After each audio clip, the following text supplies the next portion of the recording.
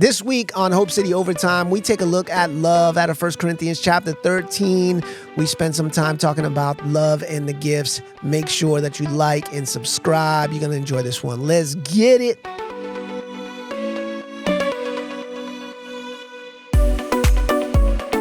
Welcome to Hope City Overtime, a weekly podcast where we take a little more time to dive into Sunday's message. My name is Pastor John Hernandez, for those of you who are maybe new to the podcast, and I am blessed today to be joined at the couches with actually 3 different communicators who actually preached at 3 different services and 2 different expressions. It's all confusing, but it was all good. It was all good. So I thought maybe we'd start today's conversation not on Sunday, but backing up 2 days and talking a little bit about Friday's Charlotte Crusade. Yeah. So for those of you who are maybe unaware, or maybe you don't live in Charlotte, you're watching online, so you can be watching from anywhere. This Friday, over 140 churches from all over the city got together and decided we were going to elevate the name of Jesus, that he would draw men unto himself. And I think the numbers are coming back. This morning I read somewhere in the range of 10,000 people gathered. We shut the city down. It was pretty impressive. And over 470 plus people made decisions to serve Jesus. It was an incredible night. So this is the question I want to ask, kind of the panel. I want to find out what part of the night resonated with you. What's the part that when people are like, hey, did you enjoy Friday? Like, that's the part you kind of go to in your head. What part's that? I mean, I feel like this is the obvious answer, but the part that made me cry was the people streaming down to the front at the end, choosing to serve Jesus. Yeah. So I actually took video of it, and then the video is bad because I'm shaking, and you can kind of hear that I'm like sniffling in the background. But it's just overwhelming to see not just the people going down, but as they would come back, they would all get attacked by their friends who were hugging them and celebrating with them. And just that idea of people finding Jesus. Love that. Yeah, I'm getting goosebumps even right now. Yeah, there was a family of 4 sitting in front of us, about 5 or 6 rows up, and they all instantly stood up and went to the front. And our whole family was just looking at each other going, oh my gosh, what an amazing moment. It was incredible. Yeah, I loved everybody coming down to the altar. I think I always, it takes a lot of guts to stand up in a room. I mean, the way Tyson does his salvation calls are very just like either you're in or you're out or you're not. And just thinking back to like, you know, your own salvation, you're like, man, would I have had the courage to stand up in this room of 10,000 people? And like, you don't know if, I remember like being like, is one person going to stand up or is this entire auditorium's going to stand up? Like it was a guessing game. And then there was a family of like 4 right behind us that stood up, and they had been, we had our daughter Drew with us, and they had been kind of like talking to her all night. So I felt like I knew them. Like I was like emotionally invested in them at this point. So that was really sweet. Yeah, it's always them rushing to the altar was beautiful, but I always think about the courage and the bravery it takes to stand up in a room full of people, not knowing if anybody else is going to stand as well. It was really cool. Yeah. What about you? So Tyson Coughlin, whose name you just mentioned, is the lead pastor for Vision Church in Charlotte, and also is one of the overseers to Hope City Church, which we're really blessed to have him on the team. His presentation of the gospel was clear, was passionate, was challenging, and I think ultimately there was those that were for the first time drawn to a relationship with Jesus because he was exalted, of course, but also like those who had a committed relationship, like our whole team and so many of the people that were there. We were really encouraged in the faith. And I think he did just a phenomenal job of that. I was really, I walked away energized. We all kept saying, God is doing something in our city. Yeah.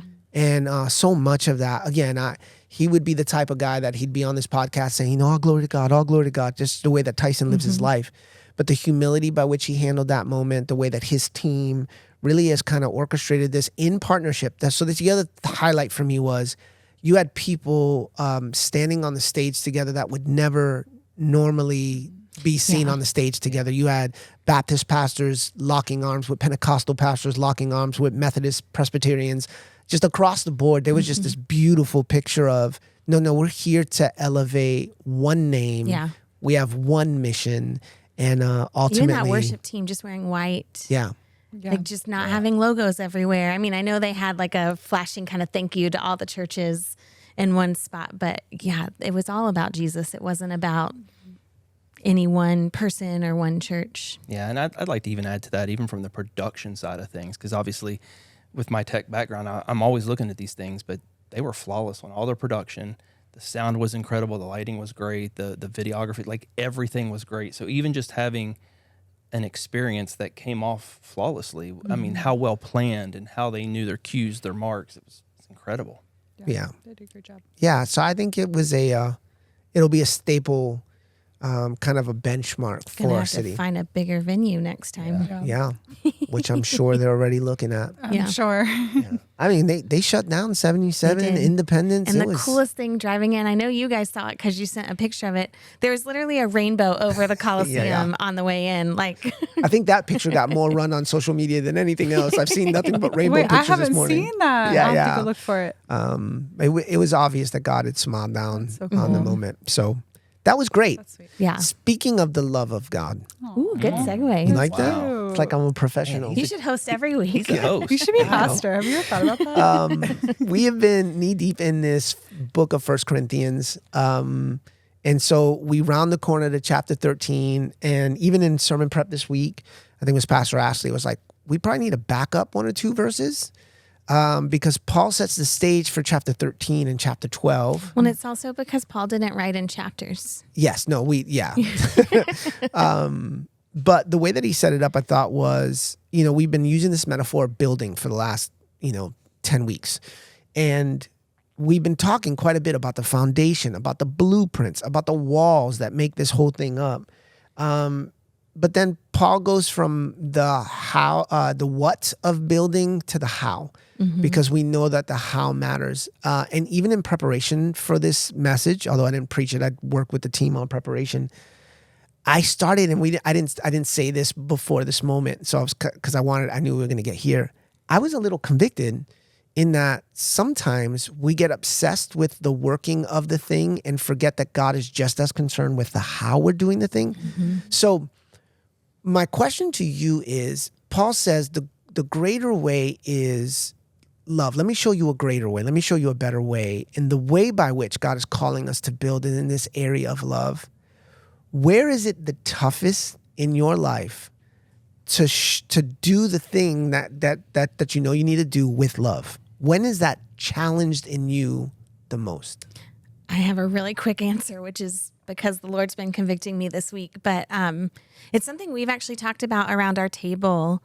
But it can be challenging, to love people through kind of repetitive cycles of like, I thought we got through this and now you're struggling on the same thing that you were struggling with a week ago. And the Lord, in a very gracious, loving way, kind of hit me across the face this week with how he's that way for me. Like, there are so many things that as I'm in this trajectory of growing in holiness and being transformed to be like Jesus, I still have the same kind of things that I get hung up on.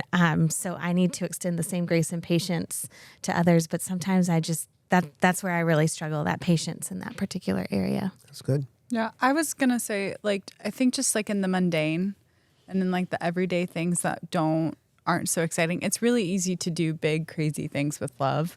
It's really easy to do a Wednesday night service with love. It's really easy to do a summer camp. It's not quite easy at the end of the day for me to do the dishes and not be angry. And like, and I think we forget about that. Like, That's good. It's hard for me to not, like the laundry pile or the dishes or the thing that throws off your schedule when like you already have a busy day. Like, I think those are the things that, it's the unseen things for me that I'm really trying to work on, and being patient and holding my tongue, and Emma's patient, Emma is kind is something that really convicted me because I had remembered that story and I was like, crap. So, What about you, Justin? I think for me, it's very similar to Ash, is that honestly, I struggle more with Christians because we're supposed to know better. We're supposed to be living this life. And so when I get around a Christian who is struggling to keep that, we've dealt with this, we've moved on, but yet they're falling back to it or whatever, I get really frustrated. It's really hard because I'm like, you're better than this, and you know it, and you've already overcome this, and yeah, that's where I struggle with it. The not, someone who doesn't believe, I'm okay with that.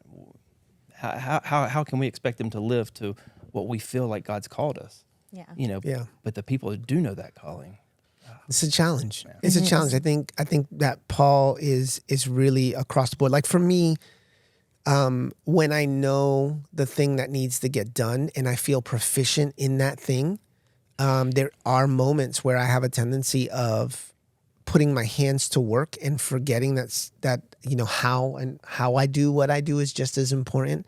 And so I can become laser focused and forget that there's people in the place. We've been talking a little bit about some of the challenges of this transition collectively. And one of the things that I keep reminding myself is that in order for me to navigate even this transition in love, it means that even for the things that in my head are done and we're moving and we're quick, that I need to slow down and remember the people that it affects. So sometimes when I'm so focused on doing the thing and I know how to do it and I'm not second guessing even my own ability, I'll tend to do that thing and not consider how am I loving the people around. Yeah. So that's always a challenge. And that's really kind of where Paul settles into this. So 1 Corinthians chapter 12, verse 31, he says, so you should earnestly desire the most helpful gifts, but now let me show you a way of life that is best of all.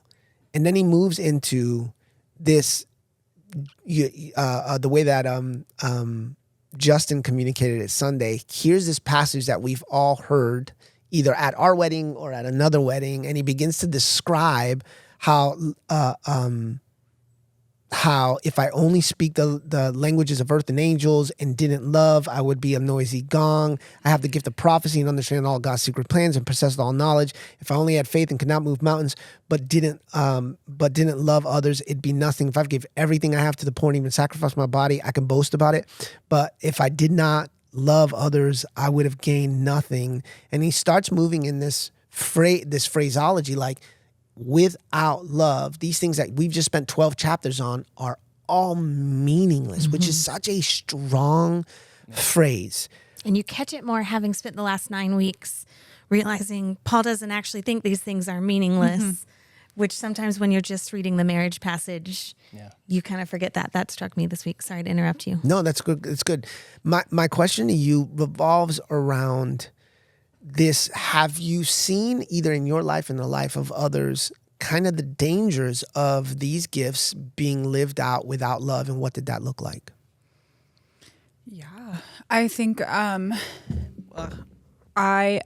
love my college experience. It was beautiful. It was wonderful. A lot of things, but there was also the group of friends that I had found myself at one point. It was so evident that we loved the gifts more than we cared about love. It was like this. I went to a really charismatic college at one point, and it was just like, I remember girls waking up in my room, and we had like 6 girls in one room, like three bunk beds or whatever, and girls would be like, "I had a vision last night."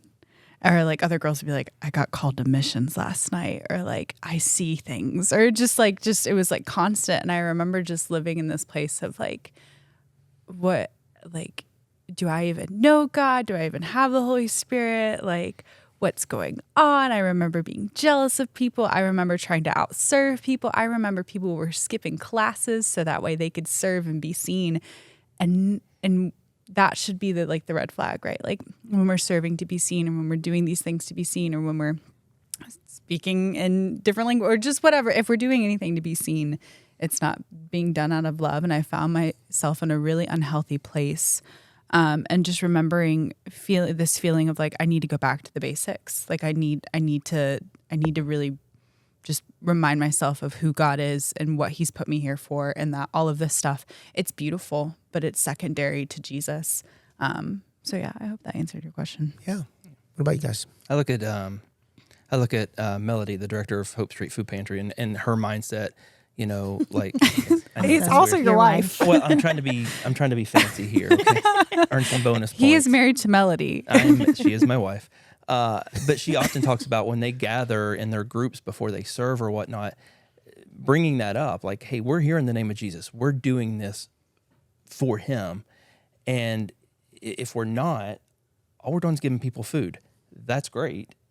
But the food's going to go away. Yeah. The food's going to disappear in a couple hours or, a day or two.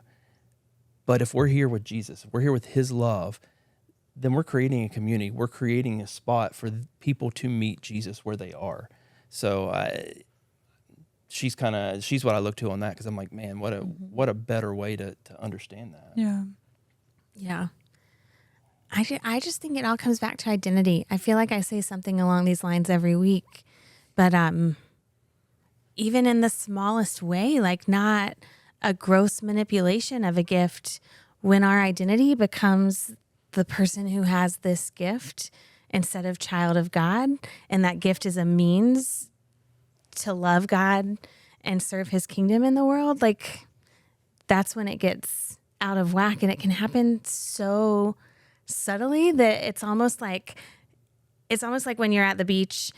I don't know if you guys have experienced this, but I remember when we were little, we would go out and we would look at whatever house was near us on the water, and mom and dad would be like, remember that you want to stay in front of this house. And then we'd start playing and we wouldn't realize, and the tide would have moved us like 3 or 4 houses down. And then you have to come out, and because it's faster to walk in the sand back and start it all over again. I feel like it can be that way. Like we can start being grateful for our gifts and appreciative of them. And somewhere along the way, if we're not just always focused on Jesus, there's this shift, and it's about me and the gifts that he's given me and the way that I can serve. And it's subtle. Yeah. I think I've seen so much toxicity around gifts without love that I tend to trend a little bit heavy-handed on this idea, just because I've seen it tear people apart. I recently came across a podcast that was exploring cults. I don't know why, but I love a good cult Yeah, who podcast. doesn't? Please Yeah. tell us. but the topic, of course, was Jim Jones, and I'm old enough to remember some of that distinctly, like faintly, because that was right about the year that I was born. Like it wasn't too far into that. But I do remember even some of the aftermath of some of that, and really what you see, not just in that instance, but in other instances where the gift of communication, like you can say that these guys, these women and men, are just out of their minds, but you can't say they're not gifted. Like there's a talent there, there's a gifting there, that if we would say that God is the creator of all people, then he has woven that gift in them. But at one point or another, the gift is elevated higher than love. So love is the guiding mechanism, and when that's removed, that toxicity steps in.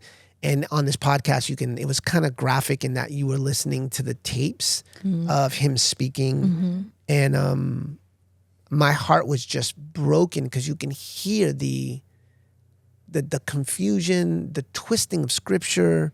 And yet, because there was really no love and everybody was elevated and drawn by that gift to this person, you see some of the dangers and toxicity of that. So I think Paul is aware that these gifts without love are a train wreck. He may have seen it. I haven't thought about this till right now, but Paul was trained by some of the best Pharisees in the world. Like he was in that kind of inner powerful circle of leaders before everything got turned upside down by Jesus. So like, yeah, he may have been speaking from experience. We'll go a step further. In Corinth, you not just have a young church, you also have the budding, kind of culture of philosophy where the smartest man in the room could be the most influential man in the room or woman in the room. And so you could see these abuses time, even it was out. men. But you see that even outside of the scope of the church, where so many, even in other religious pursuits and either other social structures, where that gifting without love, to your point, where the gift begins to serve me instead of the gift being used to serve others in the name of the God who is love, I think that's where we fall danger. What are some of, talk to gifted people right now. Like, so there's some people watching that may be gifted. There's a charisma. It's obvious. There's a charisma. There's an artistic gifting in them. There's a gifting of hospitality, and they know it and they've experienced it. It's just something that they've grown comfortable with. What are some of the warning signs that the gift may be outpacing their love for other people? Oh, that's a good question. I think when you can see somebody else do the thing that you're gifted in, you can think, oh, I can do that better. Like, why didn't they just ask me? So a pride in the gifting. Yeah. Like I would say the opposite too. Any sort of comparison. Yeah. I guess so. Yeah. I think No, I've I'm seen not it. disagreeing with you. I'm yeah. just saying I see both I think sides I see of it that. a lot in like young communicators, just because of working at a college and like seeing young kids come into ministry, and I've seen some of the most gifted and most brilliant kids, and I've just wanted to just, because I've been there too. Like if you're not careful, like you'll be like, I could do this so much better than this person. Like, give me a chance. Why is it, when is it my turn? What if they just put me in? Yeah. And it's coming. It's really just coming from a place of pride. Yeah, I don't know if I could have handled the amount of exposure that young communicators are getting today. Like, my gosh, this is challenging. Like, I was raised up, trained, discipled in a bubble. Like, I was protected. You really were. When you give your stories and stuff like that, like, I'm always really jealous. Yeah, I don't. She's calling you old. Yeah, no, it's fine. I I've don't. called John old Listen, forever. my senior pastor in the 2000s, early 2000s, late 1990s. No, it had to be 2000s because I got married in 99. Max Year, he sat me down as I was gearing up in ministry. He was winding down in ministry. And he used this phrase that I've always remembered. He's like, you are going to pastor people that I could never pastor. You are going to a generation that I can't imagine. And so I'm doing everything I can to invest in you so, you know, that you'll be ready for it. But now I look at Emma's and Justin, sorry, you're beyond you're already old. And Ashley is with that Middle-aged. Emma middle there. But I know we will be sending the Emmas, the Doms, the Ashleys, we'll be sending you to generations that we won't see. And so when I see kind of You know, you're how you're being 6 brought years up, older than me, right? yeah, I know. I That's mean, why I said even that. think didn't about. even know. I mean, I'm looking at the kids that are in college right now that are in Bible school, and I'm like, I don't know how you guys are going to handle this, Yeah. because it is overwhelming. So pride boiling up, comparison boiling up, those two things could be warnings that maybe you've lost that love. Yeah, I think it's just about where you're focused. There's just something about locking eyes with Jesus that it stops being about, is what I have to offer good enough, and becomes, am I offering everything that I can? And so there's not a look at, like, there's always going to be someone more gifted than you, and there's always going to be someone less gifted than you in an area, like, but it just doesn't matter when it's like, what has God given me and how can I give all of that back to him? Like, I don't know the best way to say it, but just when you're lock in step and aware of who God is and what he's done for you out of love, then it's just, I just want to give you everything that I can. Yeah. I feel like, I'm sorry, Justin, I know you were about to say something. I also just feel like that comes from a place of like holy confidence or holy security. And that sounds like really like whimsical, but like when you're I love if you're not watching the podcast, she's doing whimsical fingers. whimsical fingers, spirit fingers. Whimsical. There's something to be said about somebody who knows that, yes, I am called by God. Yes, I am gifted. But at the same time, this isn't like, you know the person. He would hate me saying this, but that was Tyson Friday it's so night. Tyson. Yeah. Right? I know I'm gifted. I know there's a gifting in me. This has so little to do with me. Yeah. And so I think to your point, that was a great example of what that looks like with the right heart. Yeah. Yeah. I think too that there's those warning signs come up when you're not operating in the overflow. Yeah. When you're doing it in your own. So good. And how we see that, I don't know. I think a lot of times unless you have a real close personal relationship with somebody, it's hard to understand or know. what they're capable of, and then what God's doing through them.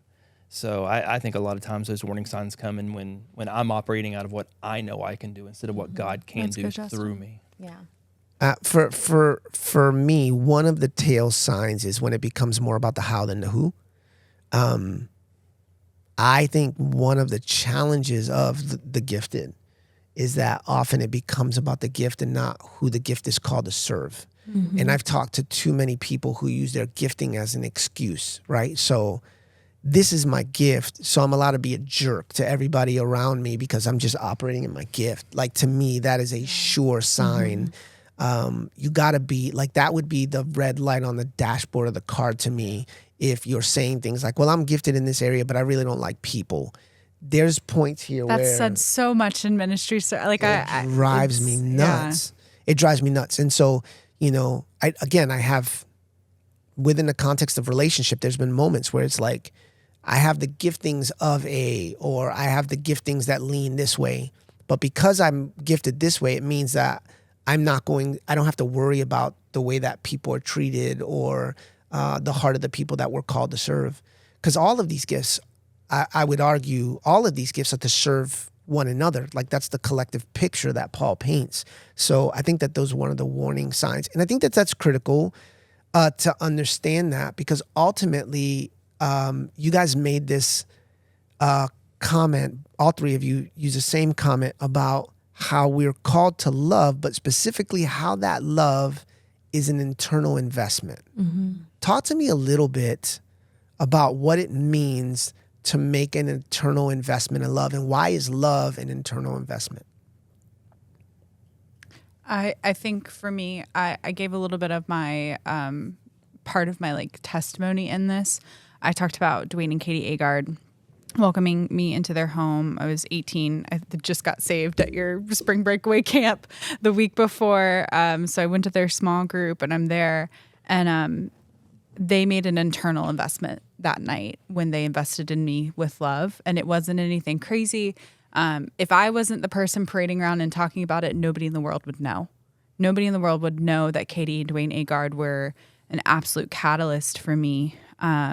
But because that night they chose to not kick me out of their house when they easily could have, they sat me down, gave me a coffee cup that they later gifted me this entire set of coffee mugs for my wedding, actually, the same coffee mug that I held that night in their kitchen.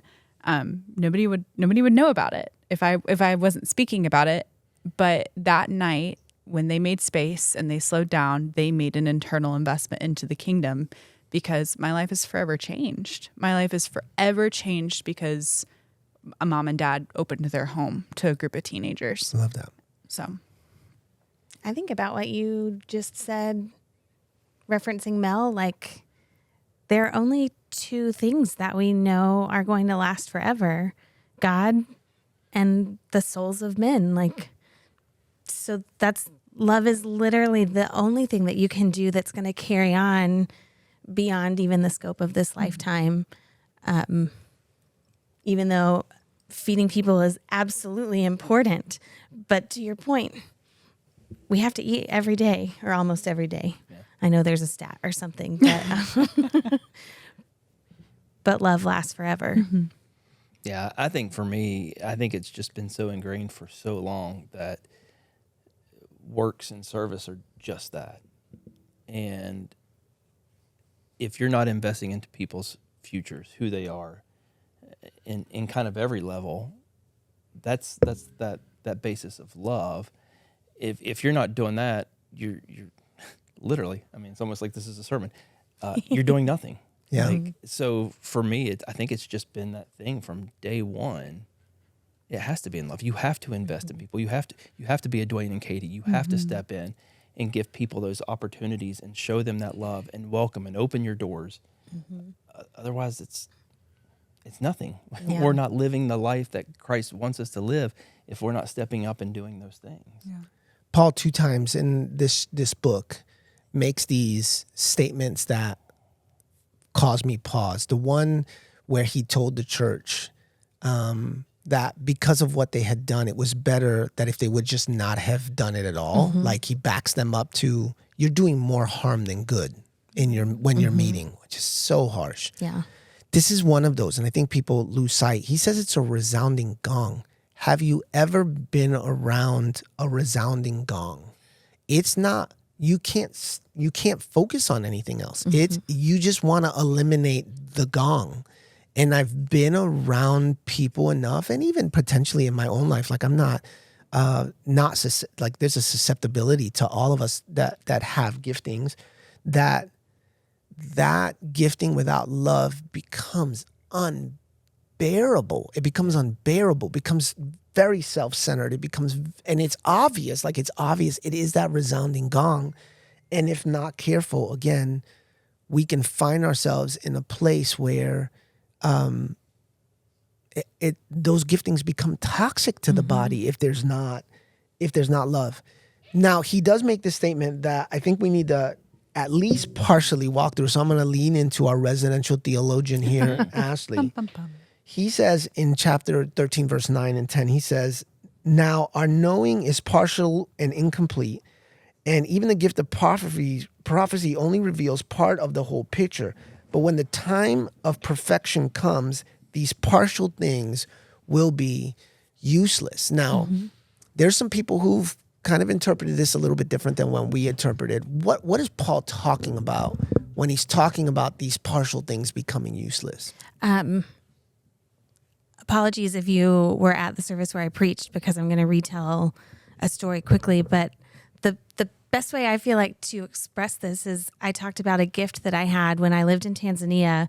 My family recorded one of those Hallmark books where you can read each page, and it was battery operated, so I didn't need electricity to hear their voices, and just didn't. I think I got to call them twice within the year, so I never really got to hear from them, but I could turn each page and hear the voices of the people that I loved, and that offered me encouragement. It offered me a sense of security. It made me feel loved. It made me feel like I was close to them, even though I was far. And I know the metaphor doesn't only go so far, because God is with us everywhere.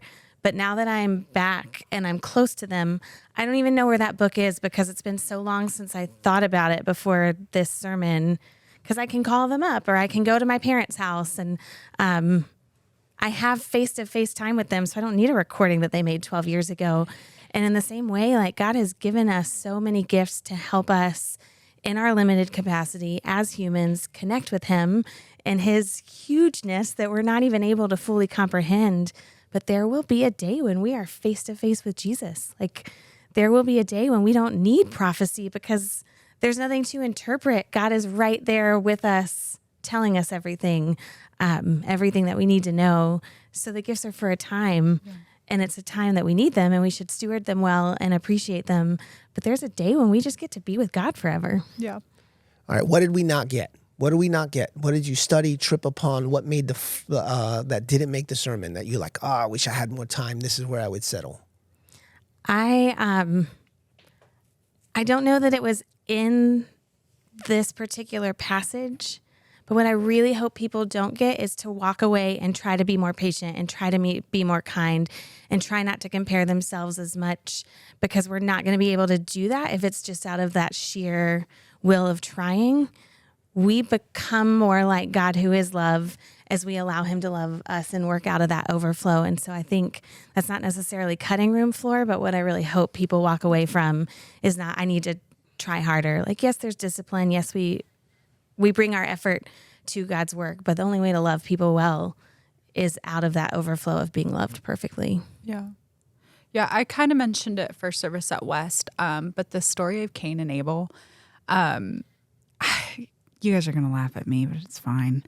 I was on TikTok and somebody wrote this poem about Cain and Abel, and it just messed me up. Like, I was crying reading it, and it kind of, when I was reading it, I was like, this is so like evident that it's talking about sacrifices and like our posture of our heart when it comes to us having to sacrifice. And I've always kind of like toiled with the story of Cain and Abel, just because, like, depending on what season you're in when you read it, you could be like, well, that's unfair and God's unfair, and like, why wouldn't he accept both? And it was just this, the writer of the poem was talking about Abel's just like heart towards like, I want to give the best to the Father. And I was just crying because I was like, oh my gosh, like, am I approaching the things that I'm doing and just being like, I just want to give God my best.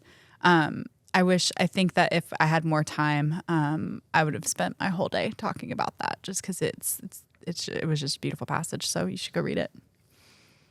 Yeah, for me, it was the love. I mentioned that growing up with this passage being kind of one of my more favorite passages, I've always connected it to the romanticism, the romantic side of things. I would have loved to spend a lot more time on all the variations of love, and I did say sexual from the stage. That was cool. No, you didn't say sexual. You Well, went sexual. Well, Oh, there's young ears. you in there. PG-13'd it. That's did, fine. I He's did. a youth pastor. But I would have loved to dove into that a little bit more, just the different variations of love and how this is separate and different from those. Yeah. Totally. I think we do the church in Corinth a little disservice, because also often what Paul is doing is correcting some of the dysfunction in the early church. But I think we lose sight that when this book was written, Rome very much was like, had conquered the world. Every road led to Rome.